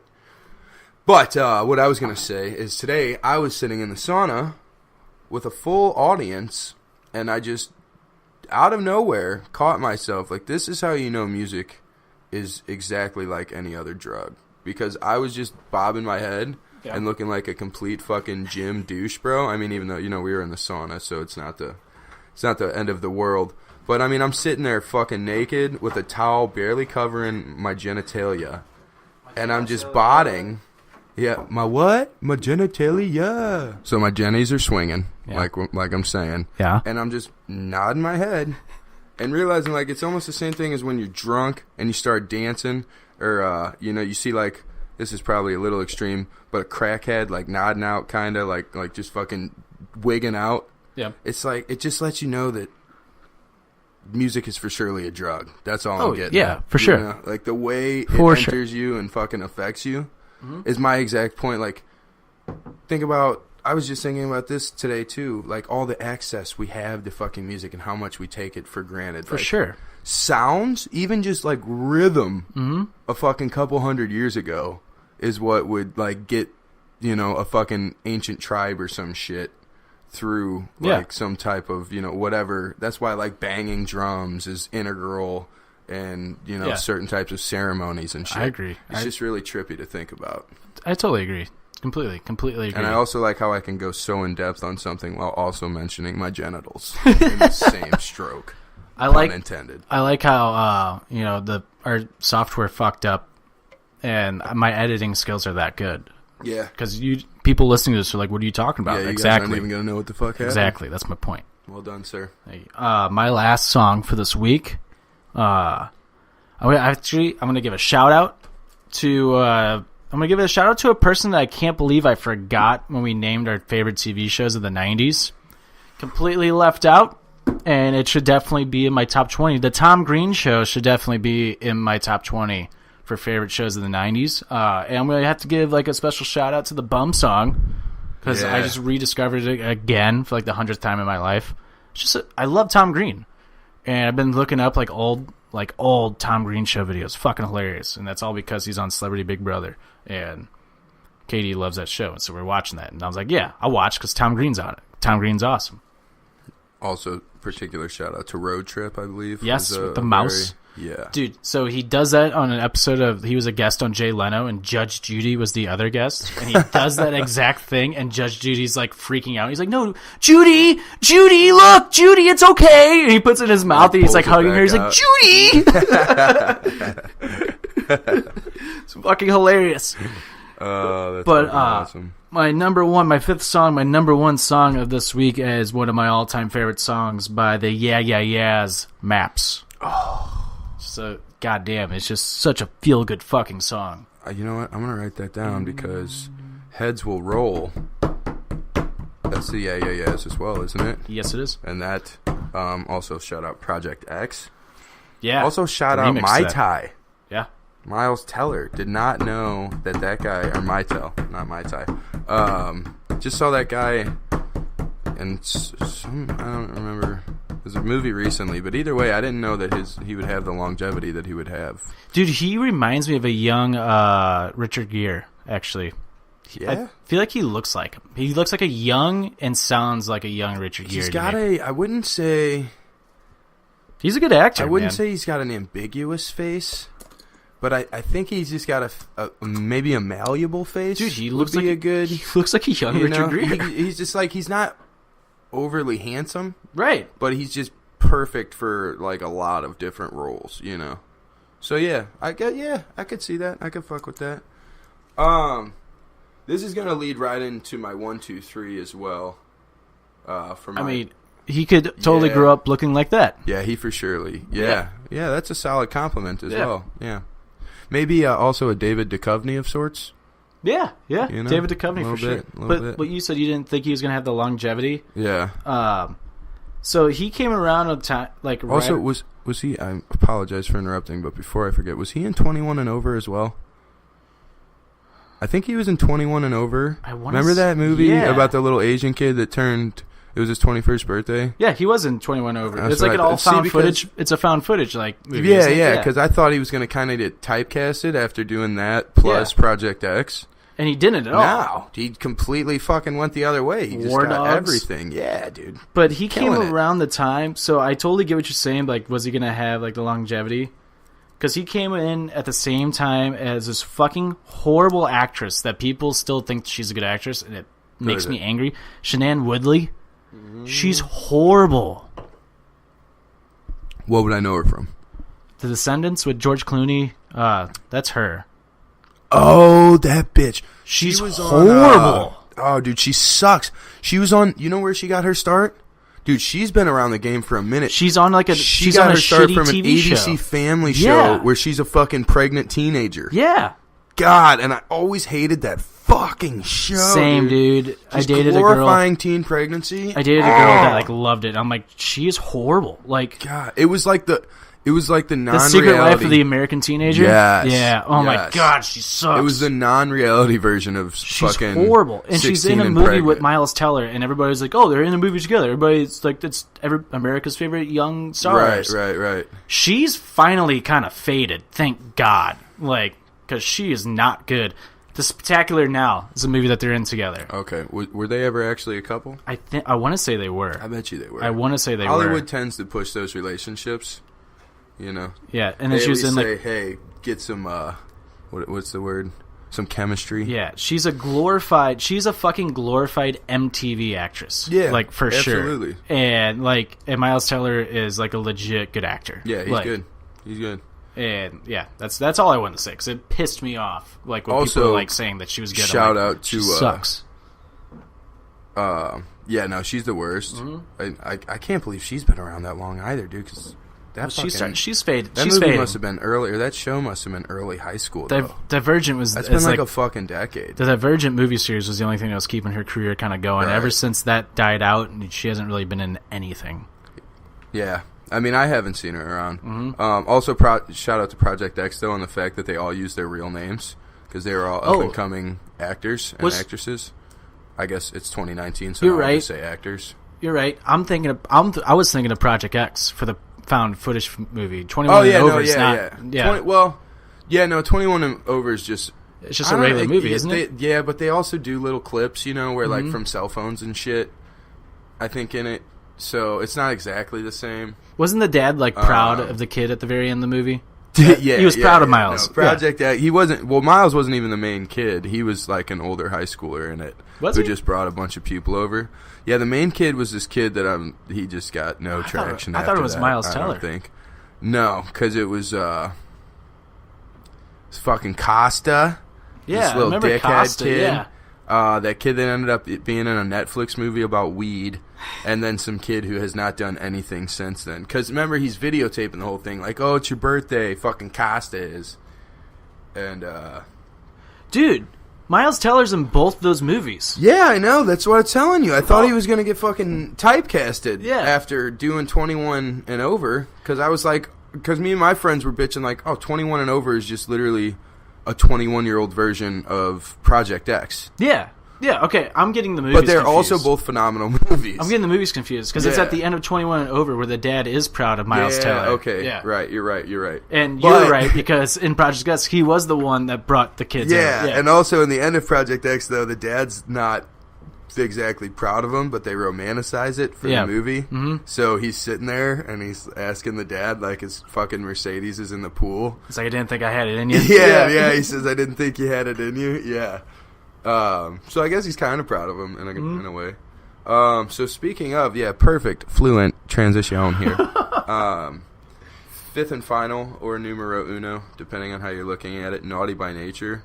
I originally put this one on the list for Jimmy James Stout, but still, sentiment applies. Mm-hmm. Everything's going to be all right. There you go. There it is. Everything's going to be all right. Shout out Naughty by Nature. They also covered Triple H's theme song back in the day, it's a fucking kick-ass theme song. Naughty by Nature wrecks shit. Yeah. I can't find it anywhere. They're a band I would like to believe, just from listening to their music, that they just organically kind of left the scene. Yeah. You know? Because they were like, okay, cool, we put it out and we're great. Because, dude, I mean, half of their fucking albums are songs that everyone knows. Oh, yeah. You know what I'm saying? Like, Naughty by Nature doesn't just have one or two good songs.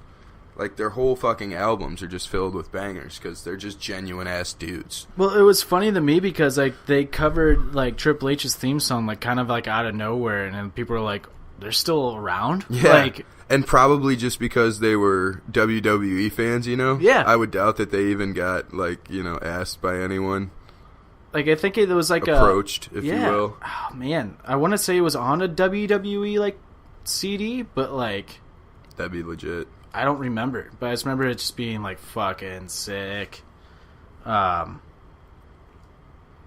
it's, I have such a hard time finding it. It's not, I can't even find it, on YouTube or anything. Anyway. Alright, that was Songs of the Week. You can follow us on Spotify at Offender Presents Songs of the Week and follow that playlist. It's updated today. So this episode, we're at the end, this episode will actually come out on Thursday, actually, because we have on Friday, so we're recording this on Wednesday. Tomorrow I'm also recording the Royal Rumble preview show with a couple of guys from PWP. Maybe Jim. We'll see. Probably not. But this will be up. So this is your special Thursday episode. At the end of the episode, I'm announcing this, but whatever. Fuck yeah. Yeah. How about all it? right, Are we getting into 1, 2, 3? Yeah, let's get them with that 1, 2, 3 finish. Do you want to start? You want me to start? I already played the cards, so I'll go ahead and start this one. Right. If you interrupt me, I'm gonna break your fucking neck. No, it's only during Songs of the Week. It's when it's valuable. It makes me angry that you got me. It's all right. Jim wasn't here to. Karma's a bitch. Jim wasn't here to see it, so does it really count? Well, maybe if he listens, he's got enough fucking time on his hands. So, anyway, so again, these segues, I'm all about them. Mm-hmm. So getting straight into that, shout out Jimmy Stouts. We found out that he's not dead. Woo! It was touch and go there for a minute. If Jimmy Stout doesn't put out a Snapchat.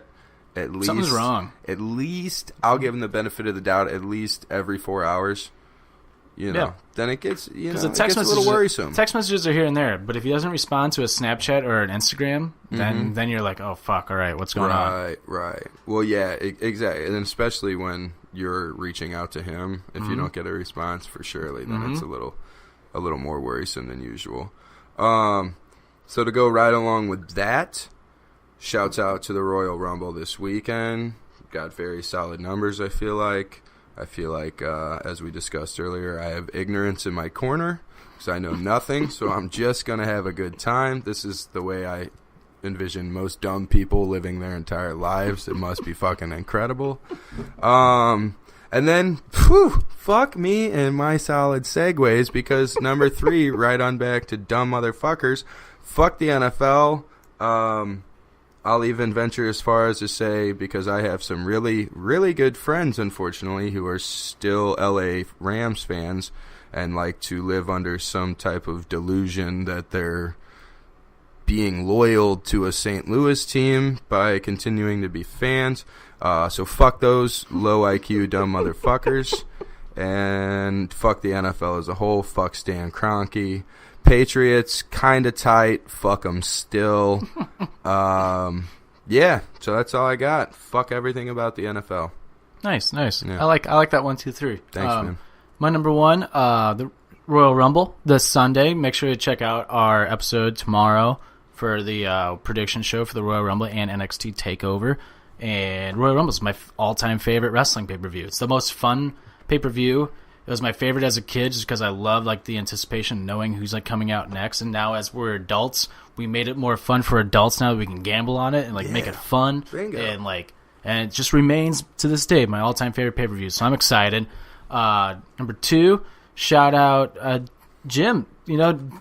Jim, just feel better, man. Just feel better. Just feel better. We're pulling for you over here. Eat some celery. Stay away from the wheat. Yeah, exactly. No and gluten. My number 3, shout out to Corey. This is the first time that Corey and I did a one-on-one episode. Fucking A-right, brother. Fuck yeah. So, Jim, maybe you're expendable. That was a very solid high five there. And that was my left hand, too. Yeah, same here. That's what I was thinking. Wow. Let's just give it a go. All right. Oh, see you, Jim. That solidified it. Yeah, it did. Yeah, it did. Get the fuck out of here, Jim. Jim, you're expendable. Well, yeah.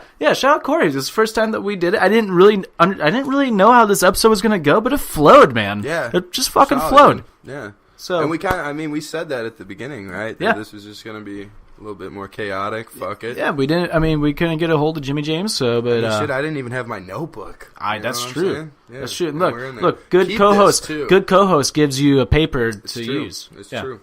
That's true. All right. You can follow us on Twitter, Instagram, Facebook, and Periscope at OffendedPod. Make sure to go follow PWP Nation at PWP Nation on all social media platforms as well. You can buy our T-shirt at www.prowrestlingtees.com and search Offended. Make sure to go check out our Spotify playlist at Offended Presents Songs of the Week. When Jim feels better, we'll definitely hit you with that last 90s episode. That'll be his returning episode when he's back in the cockpit. It's good to build some anticipation. Yeah, you know, exactly. To kind of creep up to it. Exactly. So that's appropriate. Also, when Jim comes back, we'll be back on the Periscope as well. You know, we're waiting to kind of hit that back up. I was going to do it by myself this weekend, but I was like, I don't know if I want to. I don't know if I'm ready to do it by myself yet. Be on camera by myself. Yeah, I don't like it. Well, we could try and work something out. Yeah, my schedule's just a slightly chaotic right now, but we can get there. After the Rumble, I would like to go live, but who knows? We'll see what happens. But we'll see. A couple ifs there. We'll see what happens. With that being said, we have our Royal Rumble NXT prediction show out tomorrow. If you're listening to this on Thursday, if you're listening to this on Friday, expecting a brand new episode. You have 2 new episodes to listen to now, so you're welcome. Happy Friday. And on top of that, you can follow me on Twitter, Instagram, and Snapchat at Trick1042. You can follow Corey over here. Instagram, Snapchat, Cordo, CORDOE 74. And I don't really use my Twitter, but the handle's dope, Crunchy Blowfish 74. So, you know, you can just add me if you want to have a dope handle as your followers or followee, whatever the fuck it is. And that's that. What episode? This is a nice episode. Nice shorter episode, actually, for once. And fuck off, Jim. Yeah, see what we got all the riffraff out of the way. That's fuck off, Jim. Make sure to tune in our Royal Rumble episode. We got some PWP guys coming on for that as well. Well, anyway, for Cor Cor Corey, I'm Tricky. This has been Offended, presented by PWP Nation. Deuces. See you guys. Yeah.